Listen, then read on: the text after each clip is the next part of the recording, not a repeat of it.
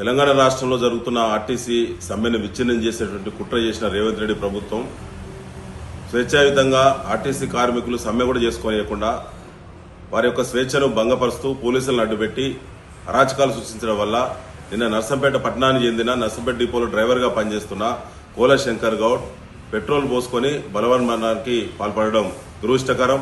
దీనికి ముమ్మాటికి ఇది రేవంత్ రెడ్డి చేసినటువంటి హత్య, కాంగ్రెస్ పార్టీ చేసిన హత్యగానే భావించాలి. దీనికి కాంగ్రెస్ పార్టీ నైతిక బాధ్యత వహించాలి. దీనికి కాంగ్రెస్ మంత్రులు, అధికార పార్టీ ఎమ్మెల్యేలు దీనికి బాధ్యత వహించాలని చెప్పి డిమాండ్ చేస్తా ఉన్నాం. ముఖ్యంగా నిన్న సాయంత్రము 4 గంటలకు జరిగినటువంటి సంఘటన, నిన్న ఎంజిఎంలో ట్రీట్మెంట్ జరుగుతున్నటువంటి సందర్భంగా 81% పైబడి గాయాలేనని చెప్పి అధికారులు, ఎంజిఎం సూపరింటెండెంట్ గారు చెప్పినప్పటికీ కూడా అక్కడి నుంచి మేము ఐఆర్ హాస్పిటల్కి పంపిస్తున్నామని చెప్పి ఎస్కార్ట్ పెట్టి మరి నిన్న అక్కడికి హైదరాబాద్ తీసుకెళ్లారు. నిన్న సాయంత్రం 7 గంటలకు బయలుదేరినటువంటి పేషెంట్ నిన్న హైదరాబాద్కు వెళ్లడమో, ట్రీట్మెంట్ జరగడమో, ఆయన చనిపోవడమో, ఇలా పొద్దున 7 గంటలు కాకముందే మళ్ళీ డెడ్ బాడీని తీసుకొని పోస్ట్ మార్టం చేయించి డెడ్ బాడీని తీసుకొని మళ్ళీ హైదరాబాద్ నుంచి నర్సంపేటకు తీసుకురావడం అనేటువంటి చూస్తే ప్రభుత్వము ఎంత దురుద్దేశంగా, ఎంత కల్మషంతో, ఎంత అణచివేత దృక్పథాన్ని అవలంబిస్తుందో ఆర్టీసీ కార్మికుల మీద అది స్పష్టంగా అర్థమవుతా ఉన్నది.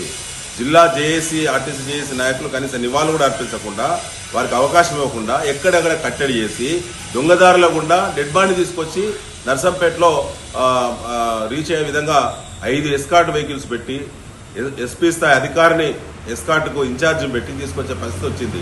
ఈ రాష్ట్రంలో ఎవరు ఎప్పుడు ఇలాంటి సంఘటనకు పాల్పడ్డా కూడా 12 గంటల్లోనే ట్రీట్మెంట్కు వెళ్ళడం, హైదరాబాద్కు వెళ్ళడం, ఆ తర్వాత చనిపోయిన తర్వాత పోస్ట్ మార్టం చేయడం రాత్రి అర్ధరాత్రి, ఆ తర్వాత తీసుకొచ్చి తెల్లారకు ముందే తీసుకొచ్చి డెడ్ బాడీ ఇంటి ముందర వేయడం అనేది మొట్టమొదటి సంఘటన ఇది.